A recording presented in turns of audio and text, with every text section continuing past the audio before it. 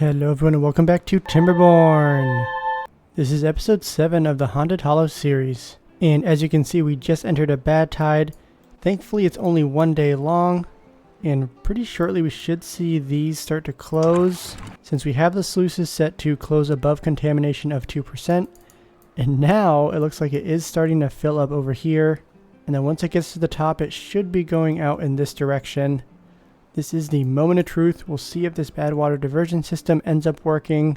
We've been working on this whole system for quite a while, and it was a little bit unexpected that we were able to finish this before the bad tide. I assumed it would arrive much faster, hence why we have some of these irrigation barriers along the bank over here. And now it is overtopping, and we'll see if any of these kohlrabi over here end up surviving, since the bad water effects should be spreading out in this direction. They've made the changes back and forth of the bad water effects and how that spreads. I'm not exactly sure if it goes through the levees or if it does not go through the levees anymore. If you guys know, leave a comment down below. We also might get to see how this transfers today, because so far it looks like the bad water effects are not negatively impacting anything around here. Oh, and as I say that, it's starting to spread over here. Oh my goodness, pause.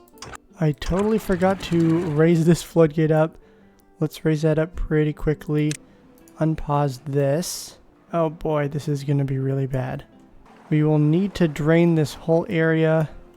We are still pumping. This is currently set to some dams. We're going to remove this in the hopes of having the bad water spread out this way. And the bad had ended. It was only one day long since it was the first one. But it looks like most of the crops over here survived. There's only a few that died, but that's honestly not too bad.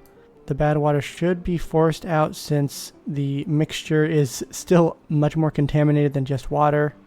But then eventually these sluices will open up, and then we'll start getting some more water running through the river over here. We do have some bad water mixture settling right here. That's not good. But we might need to actually have the bad water get pushed through this system, since as you can see, there's basically just bad water standing over here since the water is bypassing this whole area. So it pains me to do so, but we're going to completely lower the floodgate right here, and we'll need to replace this whole system. We're going to hold off on that for now. What we are going to do is build a path all the way along here and then get some sluices set up on the other side. That way I won't run into the error that just happened, and we can have the sluices right here auto close. These will all be set to close above contamination above a certain percent. We'll drop that down to 2% once again. And it looks like the water is flowing through here now, so it's pushed all the bad water out of the system. And then we can replace the dam right here with a floodgate. That way we can still have a little bit of water reserves here if needed. Thankfully it looks like all of the mangroves survived, since they're on their way to producing some mangrove fruits. So we got a little bit lucky there. But I think the first bad tide is really just a way to test you and make sure that you know what you're doing and work out the kinks like we are during this one. In the last episode we were getting ready for the bad tide, but we also did a few other things. One of those things was focusing on some food. We have been dropping in food lately. We're down to just about 600 at the moment. And so we've been trying to solve that by getting some mushrooms planted over here in the hydroponic gardens. And those require a lot of water, and so we've added some more water storages. We have 2 of these large ones right here, plus we have several medium water tanks spread out around. We might upgrade some of these ones to large water tanks in today's episode. And then also on food, we planted some more kohlrabi in this area. And then the tube stations we set up recently are all working very well. We have the third one up here that allows us to get to some of these buildings up top. And one of those is the explosives factory, but we are actually maxed out since you don't have any storage for explosives set up yet. And the storage system overall is not the most efficient. We've been stacking some stuff over here, but I think we'll want to have a secondary storage system set up somewhere else. For now we can get a couple medium warehouses set up. They'll basically provide a little bit of temporary storage until we figure out a more permanent solution. And we also constructed a couple more smelters, and having an increase in metal block supply is going to be humongous since we have a lot of things that we want to work on. Getting some engines up and running, and then also some of the more advanced buildings requiring metal blocks will be very important to continue our colony. And now that we have a couple explosives over here, we can start thinking about if we want to remove some of these dirt blocks, and then also start thinking about getting some of these large water wheels set up. It's not the straightest alignment going through, but we should be able to fit a few of these large water wheels in. It's 200 science and we have over 4,000 at the moment, so we can unlock that. And then also getting some more science up and running. If we want to get the number cruncher constructed, it's 1,500 science, but this would be a great investment since we currently have 7 of these inventor's huts over here. So we'd free up a lot of jobs if we get a number cruncher constructed. And then we also need to unlock the dynamite in order to place them down, so we can get that set right here. We'll have our first large water wheel set up in this area. And we have a lot of wood. We also have a lot of planks, so it should not be a problem to construct a couple of these. We'll have the first one placed down right here. In fact, that's actually probably not the best spot, so let's go ahead and remove that. We can shift it over just a little bit, and then we'll do what we're doing over here. Have it offset like this, and then we can also start to get some of the power systems set up. And with these sticking up just a little bit, we will need to have the overhangs one level higher than I originally anticipated. Oh no, that doesn't even work? That is a little disappointing. So we'll need to go even higher than that if we want to have the overhangs go over these. And then while the beavers continue to work on that, let's take a look at our beaver population and see if we want to make any adjustments there. We currently have 9 vacant beds, so we are going up in population. We did add a couple more breeding pods in the last episode. And then we do have 11 vacant jobs. We have quite a few water pumpers. We've added some more farmhouses. I guess we've only added 1. But even with the addition of this farmhouse, we're still dropping in food. We have some mushrooms, it looks like. We have 90. Oh, we don't have any storage for that. We also don't have anywhere to process the mushrooms, so we need to get a fermenter set up immediately. In fact, let's high prioritize this and then set this to fermented mushrooms. I'm really enjoying the tube system. They are zipping around. I think we should extend it over in this direction, but there are so many things that I want us to work on. And we only have, I think, 8 builders at the moment, and 3 of them are actually not even working, so we only have 5 builders. We have a couple more of these builders' huts, but they are paused.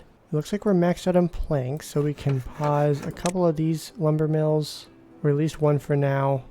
And then we're also maxed out on bad water, so we can pause this. Water we're almost maxed out on, so we can pause some water pumpers. And then we have no berries over here, so we can pause this gatherer flag. We have some mangrove fruits that have grown up. You can see they are sitting in this gatherer flag right now. And so the beavers should start to consume some of that.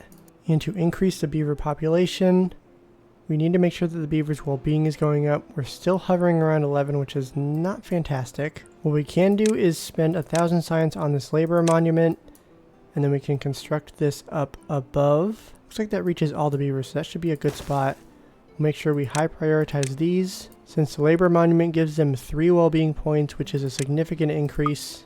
And then at some point we can get the Flame of Unity constructed. That gives them 5 well-being points. It costs a little bit more resources using planks and metal blocks instead of just wood. And the pausing of all those jobs, plus the amount of beavers we have, is working out pretty well. We only have 1 vacant one, so we can unpause the builder's hut, get a few more workers working in this colony, and help the construction process move along a little bit faster. I also have a secondary tube network going over in this direction, and then we can have it terminate right above these berries. I'm trying to figure out exactly how I want to orient it. We might utilize the metal platform, since we can have some overhangs above the berries and that won't impact them at all. In fact, that is exactly what we're going to do over here. And then we will want to have a 5x1 so that we can connect in the tubes. But since we only have 2,000 science at the moment, we're going to hold off, since the beavers haven't even started constructing any of this yet. We'll let them continue to work on the other infrastructure, and then once this starts getting constructed, then we can consider getting the overhang unlocked, because there might be other things that we want to unlock in the meantime. And then since we have some of these water storages right here, and then we have some space on the back side, I'm going to start getting us ready to go vertical and start getting some more storages on top. Although this is all going to be lowered on the priority list, since we have a good amount of water storage at the moment, and they won't actually even be able to get up here right now. What my plan is to do is to get some more of the tube stations over here, and then we can utilize the vertical aspect of these tubeways to help get up and down over in this area. And it seems we have only 2 vacant jobs once again, so we can unpause this other builder's hut. And they did finish constructing the monument. So this evening we should see a lot of the well-being points start jumping up. In fact, we're already up to 13 right now.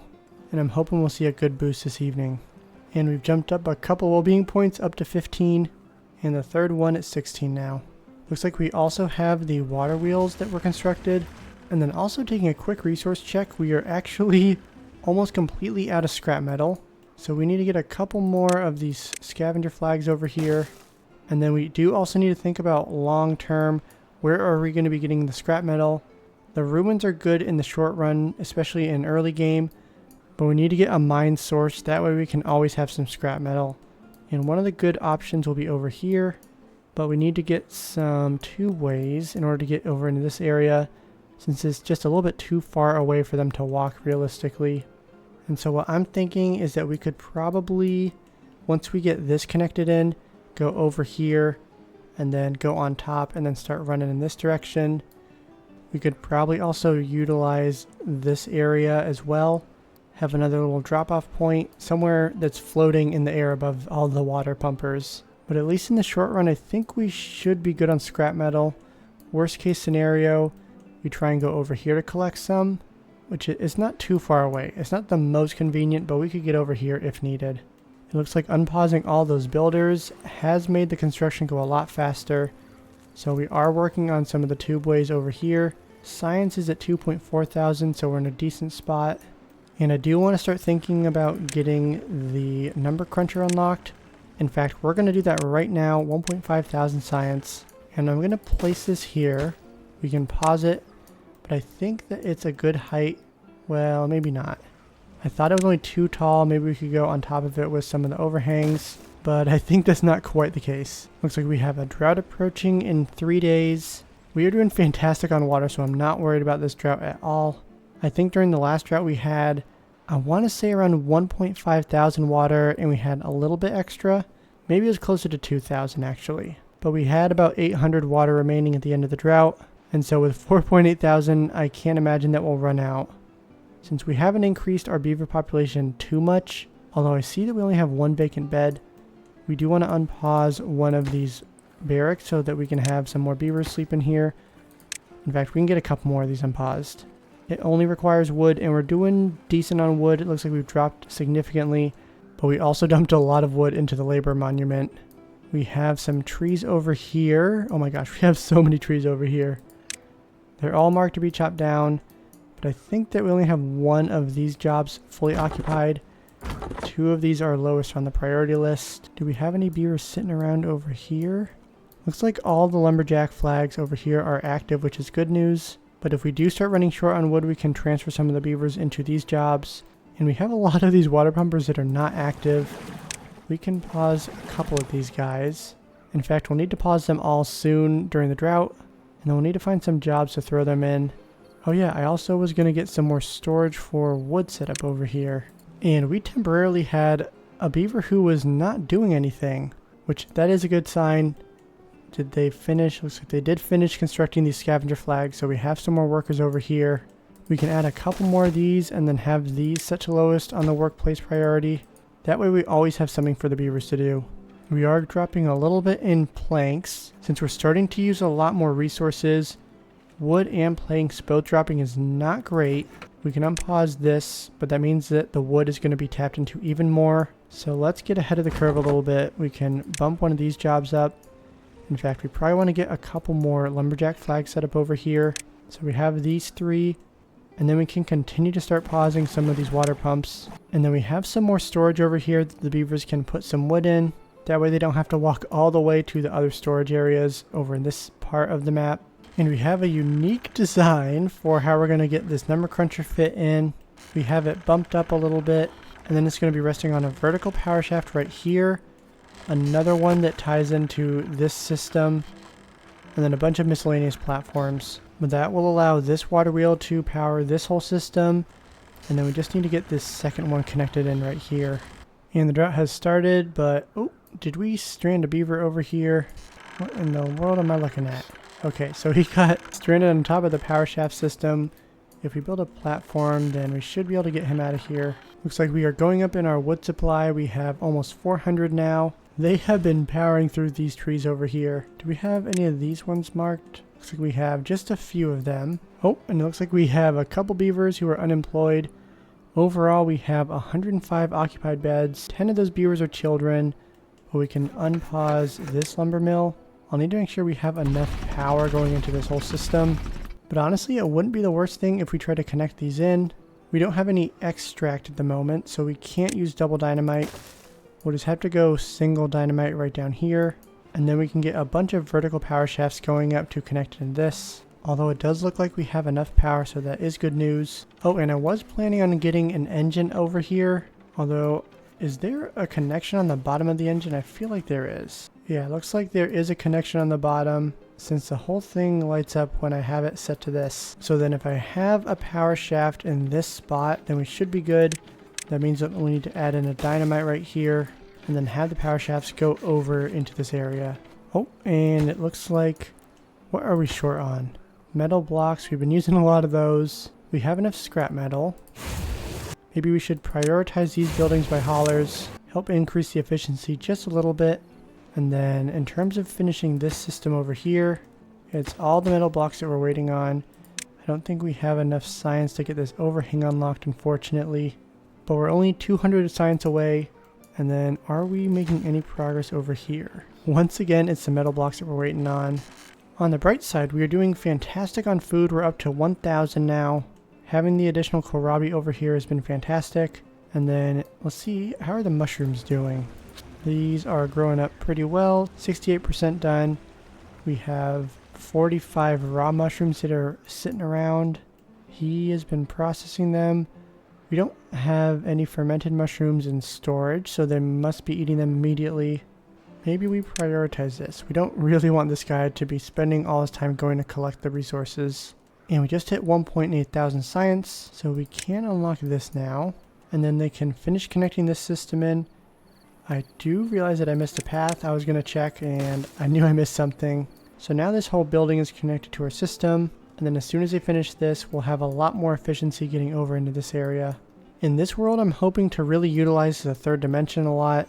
Most of my builds are a little bit more flat. We do go up sometimes, but I typically don't construct big towering cities, and I want to try that in this series. Since we're in a bunch of bowls, I think that it naturally will make sense. We'll kind of start to fill it up, and then we can also incorporate 3D farming once we get to that point in the build.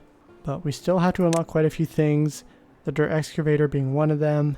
And then probably we'll also need to get some of the bot part factories and assemblers up and running, since we'll want to have some of those bots working in some of the more dangerous jobs down the road. And it looks like we actually have a beaver sitting around here. We gotta get some more projects for them to work on. Basically, it has to not involve metal, since it seems metal blocks is once again the linchpin in this system. And we have the number cruncher up and running, although I think we'll need to pause this for now, since it requires a lot of power and we don't really want to take any efficiency away from these smelters at the moment. And it looks like the beavers chopped down basically all the trees over here. And then the trees over in this area have all been harvested. We have a few beavers sitting around. So we need to think about how we can get some more green space for primarily wood at the moment, but then also for food down the road. I'm not seeing a whole lot of flat space around here. But I think that's part of the difficulty of this map, is that you kind of have to make your own flat terrain if you want to utilize it. And we are just one tube way away from getting this whole system connected in. And now it is officially connected. So we'll see if we have some beavers going through here more often now. In fact, we could also set in a tube station around here. That way the beavers can get to the storages much easier. But it seems we're doing really good on beavers. So I think that we should pause one of these breeding pods, since we don't really have enough for the beavers to do at the moment.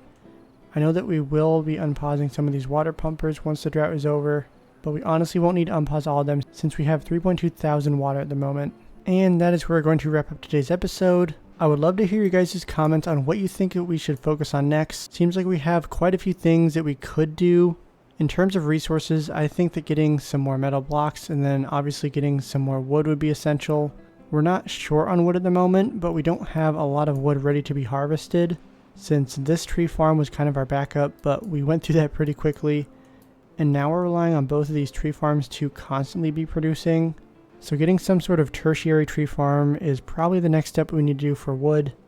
But in terms of the colony, I think that there's a lot of things that we could do, but I'd love to hear what you guys think we should focus on. We made it through the bad tide no problem. The bad water diversion system worked out perfectly. Only small hiccup is that it did eliminate some of the crops over here, but I think we could get around that by getting some contamination barriers placed down, or maybe just removing some of these crops over here. If you enjoyed today's episode, go ahead and hit that like button. It really does mean a lot to me. And with that, we will see you in the next video. Thanks for watching.